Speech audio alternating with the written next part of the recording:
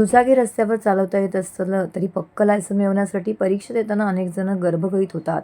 परीक्षेत अनुत्तीर्ण होणाऱ्या चालकांसाठी ठाणे प्रादेशिक परिवहन कार्यालयात दुचाकी सिम्युलेटर कक्ष निर्माण करण्यात आला असून दुचाकी स्वारांना नियमानुसार सुरक्षित वाहन चालवण्यासाठी युनायटेड व मुंबई आणि एव्हियन्स यांच्या माध्यमातून गेल्या 6 वर्षात 1375 दुचाकी स्वारांनी सिम्युलेटरवर मशीनवर दुचाकी चालवण्याचे प्रशिक्षण घेतलं आहे.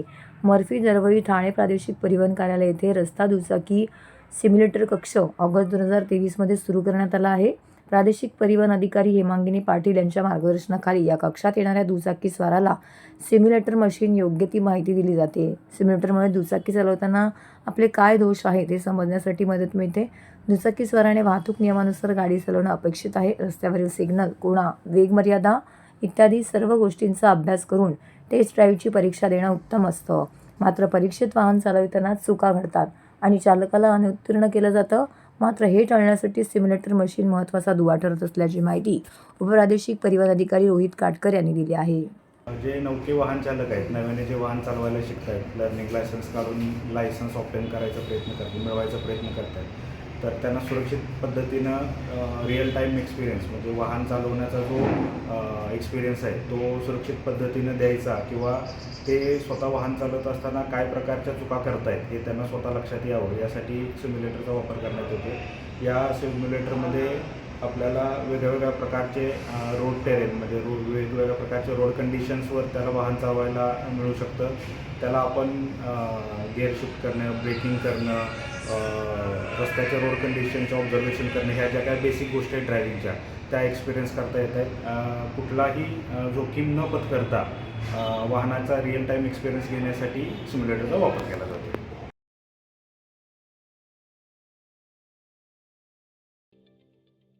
ठाणे महानगरपालिकेचे मालमत्ता कर म्हणजेच प्रॉपर्टी टॅक्स भरण्याचे आवाहन.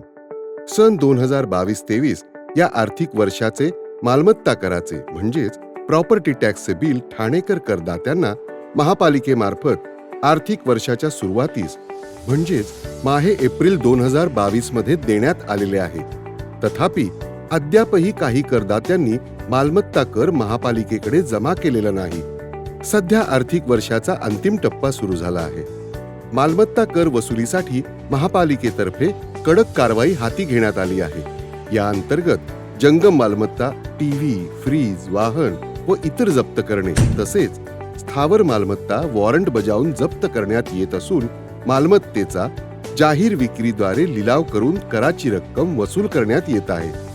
मालमत्तेस पाणी पुरवठा करण्यात येणारे नळ संयोजन खंडित करण्यात येत आहेत. त्याचप्रमाणे थकीत मालमत्ता करावर 2% व्याज आकारले जात असल्याने भरावयाची रक्कम वाढत आहे. आपला मालमत्ता कर propertytax.thanecity.gov.in या लिंकद्वारे तसंच गुगल पे, फोन पे, पेटीएम याद्वारे ऑनलाईन पद्धतीने करण्याची सुविधा उपलब्ध करून दिली आहे. शनिवार, रविवार व सार्वजनिक सुट्टीच्या दिवशी नागरिकांना मालमत्ता कर भरणे सोयीचे व्हावे याकरता महापालिकेचे मालमत्ता कर संलग्न कार्यालय या दिवशी कार्यान्वित ठेवण्यात आलेले आहे. तरी मालमत्ता कर वसुलीची अप्रिय कारवाई टाळण्याच्या दृष्टिकोनातून मालमत्ता कर भरून महापालिकेस सहकार्य करावे. धन्यवाद.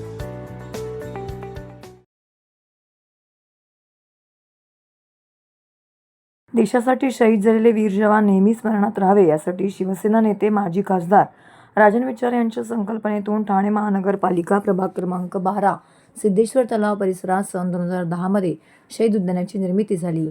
या उद्यानात गेली 15 वर्ष देशासाठी शहीद झालेल्या वीर जवानांना मानवंदना देण्यात येत आहे. मुंबईत 26/11 रोजी झालेल्या अतिरेकी हल्ल्यात आपल्या वीर जवानांना प्राण गमावे लागले होते. त्यांना श्रद्धांजली देण्याचा कार्यक्रम दरवर्षी येथे केला जातो. या कार्यक्रमाच्या समारोपास महानगरपालिकेचे अग्निशामक दल, पोलीस दल, भारतीय सैनिक यांनी श्रद्धांजली अर्पण केली आणि उपस्थित असलेल्या सर्व मान्यवरांच्या समवेत बालयुवकांचे देशभक्तीपर सुंदर असं नृत्य देखील त्यांनी सादर केलं. यावेळी भारतीय सैन्य दलातील कॅप्टन निकम, सेवानिवृत्त captain Raju Shantaram Patil, Naupada police station वरिष्ठ निरीक्षक अभय महाजन, निवृत्त पोलीस अधिकारी सोनावणे, जिल्हा प्रमुख केदार दिघे, शहर प्रमुख प्रदीप शिंदे, उपशहर प्रमुख वसंत गवाळे, सचिन चव्हाण, ठाणे शहर समन्वयक राम काळे, ठाणे जिल्हा संघटक रेखा खोपकर, शहर संघटक आकांक्षा राणे, महिला उपशहर संघटिका मंजिरी ढमाले यांसह इतर पदाधिकारी, युवा सेना पदाधिकारी, महिला आघाडी, शिवसेना कार्यकर्ते मोठ्या संख्येने येथे उपस्थित होते. जहाँ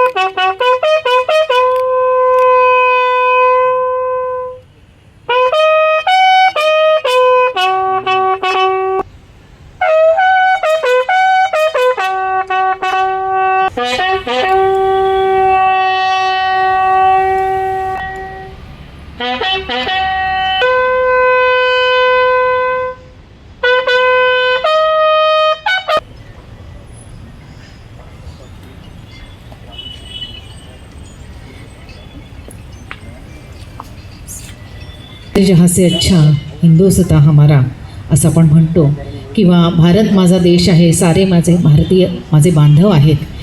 कारण आज काळाची गरज आहे की देशप्रेम, राष्ट्रप्रेम हे मनामध्ये रुजलं पाहिजे, तरच खऱ्या अर्थानं भारतीय नागरिक घडतील.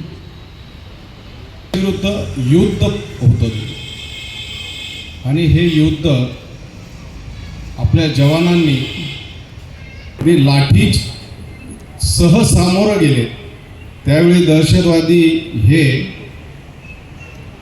गृहासाठी लाठी हातात घेऊन त्या दहशतवाद्यांना समोर गेला.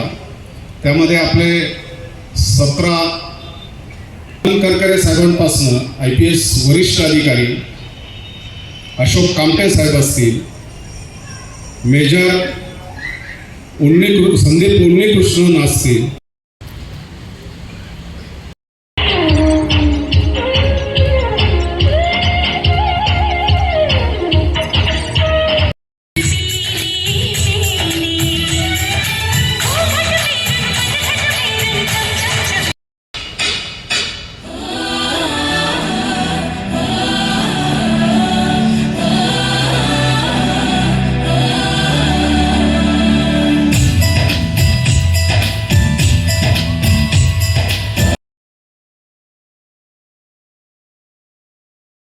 महाराष्ट्रात सत्ता स्थापनेबाबत एकनाथ शिंदे हा अडसर नाही, मोदींचा निर्णय आम्हाला मान्य. एकनाथ शिंदेंची घोषणा.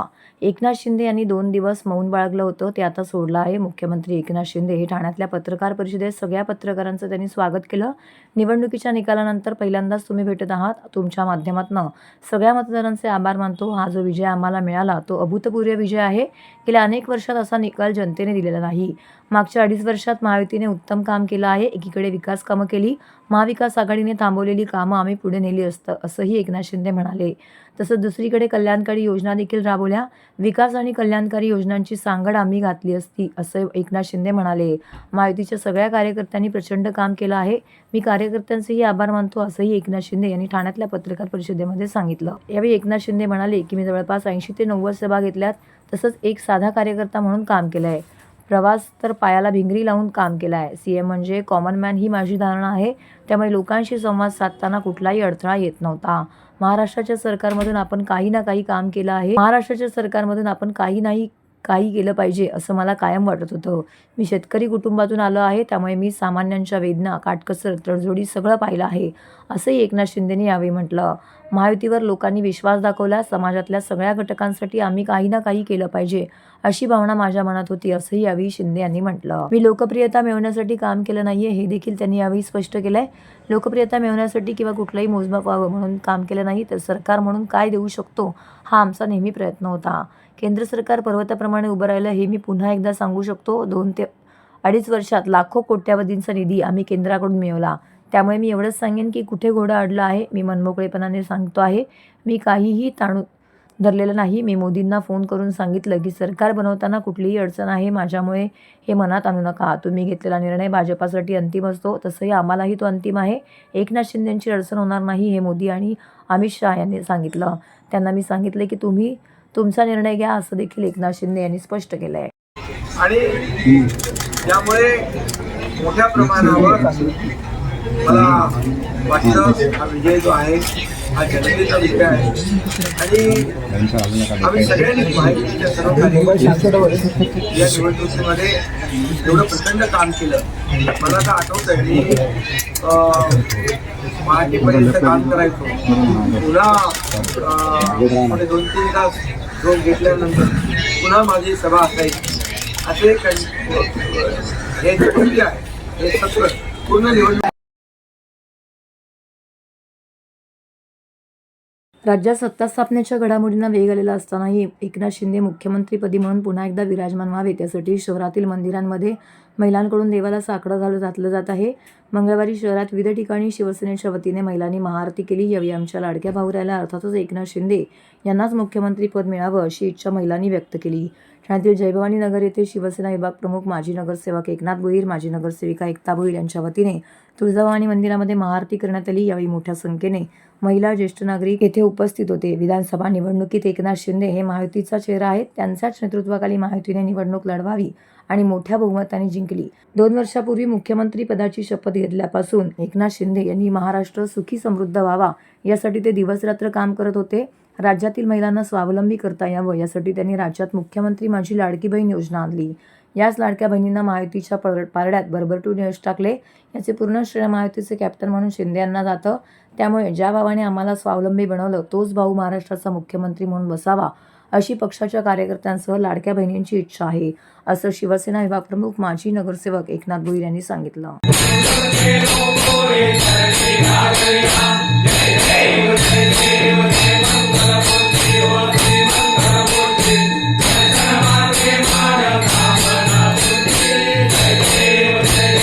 आज या ठिकाणी मातेच्या मंदिरामध्ये आई जगदंबेला आम्ही साकडं घातलेलं आहे. सर्व लाडक्या बहिणींच्या वतीने आणि सर्व माझ्या तमाम कार्यकर्त्यांच्या वतीने, तमाम शिवसैनिकांच्या वतीने, तमाम पदाधिकाऱ्यांच्या वतीने आणि गोरगरिबांचे कैवारी, अनाथांचे नाथ हे परत महाराष्ट्र राज्याच्या मुख्यमंत्रीपदी विराजमान व्हावं यासाठी आई जगदंबेकडे आम्ही साकडं घातलंय, प्रार्थना केले आणि तिची महाआरती केलेली आहे. ते साहेबांच्या नेतृत्वाखाली हे सरकार महाराष्ट्र राज्यामध्ये प्रचंड बहुमताने आलेलं आहे. ऐतिहासिक हा निर्णय आहे आणि ऐतिहासिक हा विजय आहे. हा कोणालाही नाकारता येणार नाही. किंबहुना कोणी जरी सांगितलं तरी आपण माननीय मुख्यमंत्री एकनाथ शिंदे साहेबांचा चेहरा घेऊन आणि या निवडणुकीला सामोरे गेलेलं आहे महाराष्ट्रामध्ये, हे कोणीही नाकारू शकत नाही.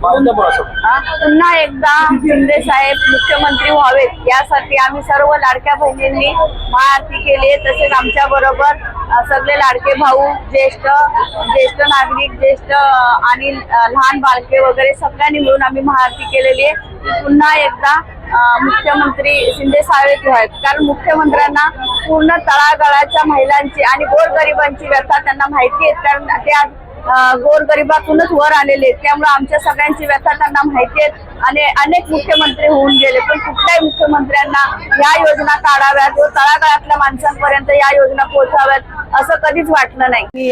शिंदे साहेब हे आमचे लाडके भाऊ आहेत. आमच्या सर्व महिलांचा आतापर्यंत कुणी जो विचार केला नाही तो साहेबांनी केला. आतापर्यंत इतके मुख्यमंत्री होऊन गेले, पण शिंदे साहेबांसारखे मुख्यमंत्री आपल्या महाराष्ट्राला लाभणं हे आमचं फार भाग्य आहे. आणि आम्हाला ज्या योजना सुरू केल्यात हे केवळ म्हणजे साहेबांमुळेच आहेत. त्यामुळे आमच्या सर्वांच्या वतीनं आणि आमची सर्वांची इच्छा आहे की पुन्हा मुख्यमंत्री साहेब म्हणजे एकनाथ शिंदे साहेबच बनावे, हे आम्हाला असं सर्वांना वाटतं.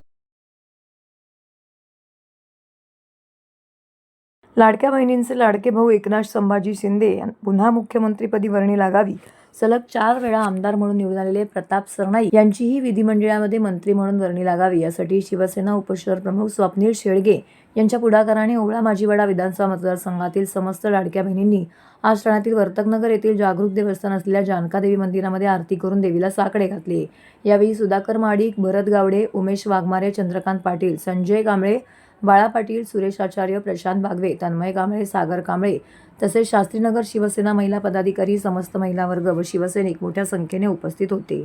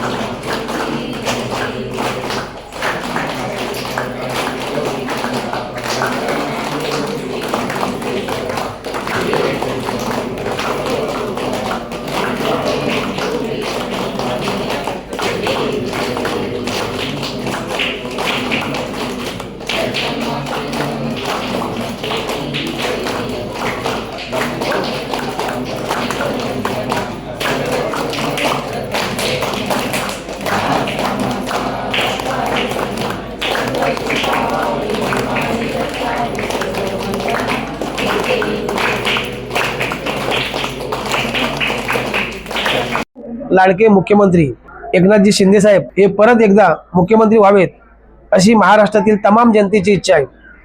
तमाम लाडक्या बहिणींची इच्छा आहे की त्यांनीच एकनाथ शिंदे साहेबच परत मुख्यमंत्रीपदी बसावे. तसेच आमचे लाडके आमदार कार्यसम्राट विकास पुरुष प्रताप सरनाईक साहेब यांची ही 4थी टर्म असून आणि 2 महानगरपालिका त्यांच्या हद्दीत मतदारसंघात येतात. त्यामुळे त्यांना पण मंत्रीपदी विराजमान झालेलं या मतदारसंघातील तमाम जनतेला बघायचं आहे. मी प्रियांका संजय कांबळे.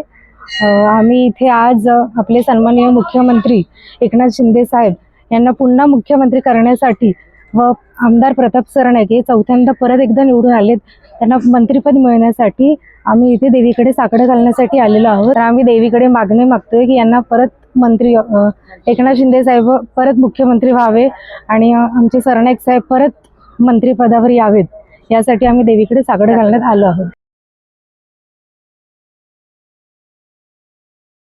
सनॅक्टेड मलेशियन कंपनी ॲबजेंटलशी करार केला आहे. भारतातील सॉलिड स्टेट ट्युमरसाठी अत्याधुनिक कर्करोग उपचार पद्धती जास्तीत जास्त आणण्याचा त्यांचा प्रयत्न सुरू आहे. ठाणे स्थित भारतात परवडणाऱ्या किमतीत प्रगत आणि अत्याधुनिक कर्करोग उपचार सनॅक्ट कॅन्सर इन्स्टिट्यूटने मलेशियन पायनियर्स ॲबजेटिलनसोबत करार केला आहे. बायोमेडिकलमध्ये सॉलिड स्टेट ट्युमरसाठी PIL थेरपी आणि CAR-T सादर करण्यासाठी मंगळवारी ठाण्यात सनॅक्ट प्रांगणामध्ये या करारावरती औपचारिक स्वाक्षरी करण्यात आली. संस्थापक आणि प्रशंसित कर्करोग तज्ज्ञ डॉक्टर विजय पाटील आणि सुश्री लोह हुईपिन व्यवस्थापकीय संचालक ॲबजेंटिल बायोमेडिकल SDN BHD यावेळी बोलताना डॉक्टर पाटील म्हणाले, आम्हाला खूप आनंद होत आहे की फार कमी वेळात आमच्या स्थापनेसाठी आम्ही हा क्रांतिकारक कर्करोग उपचार घनतेसाठी आणण्याचा सक्षम आहोत. भारतातील राज्य ट्युमर सुश्री लोह यांचे अमूल्य वेळ काढल्याबद्दल आम्ही त्यांचे आभारी आहोत. एक प्रकारे हा ऐतिहासिक क्षण संपूर्ण भारतासाठी ठरला आहे. इतर क्षेत्रातील अग्रणी अशी ही ॲबजेटिनल CAR-T आणि इतर क्षेत्रातील अग्रगणी आहे. अभिनव कर्करोग उपचार आणि यामुळे रुग्णांना आणि त्यांच्या काळजी घेणाऱ्यांना भरपूर फायदा होईल अशी आशा आहे. सुश्री हुईपिन हे देखील तिचे विचार सामायिक करताना म्हणाल्या, मला अभिमान आहे की आम्ही ॲबजेंटिनलमध्ये करू शकलो. डॉक्टर पाटील आणि सनॅकला सॉलिड स्टेट मॉलिग्नन्सीवर हे नवनवीन यशस्वी उपचार आणण्याचा मदत करतात. भारताला डॉक्टर पाटील आणि त्यांची टीम त्यांच्या कार्यामध्ये अत्यंत जाणकार आणि उत्साही आहेत. भारतातून आणि जगातून कॅन्सरचा नाश करण्यासाठी आणि आम्हाला खात्री आहे की भागीदारी रुग्णांसाठी विशेषतः भारतातील आश्चर्यचकित काम करेल. माझं नाव प्रोफेसर विजय मारुती पाटील आहे आणि मी सनॅक कॅन्सर इन्स्टिट्यूटचा डायरेक्टर आहे. आपल्या देशात कॅन्सर हा फार वाढतोय आणि दुर्भाग्यवश बहुतेक जे पेशंट आपल्याकडे येतात ते कॅन्सरचे ॲडव्हान्स स्टेजमध्ये असतात. अशा ॲडव्हान्स स्टेजमध्ये आपण सर्जरी करतो, रेडिएशन करतो, किमोथेरपी करतो, टार्गेटेड थेरपी करतो किंवा इम्युनोथेरपी करतो, पण दुर्भाग्यपूर्ण पेशंटमध्ये कॅन्सर हा परत येतो. जेव्हा असे कॅन्सर परत येतात तेव्हा आपल्याला नवीन ट्रीटमेंटची गरज लागते.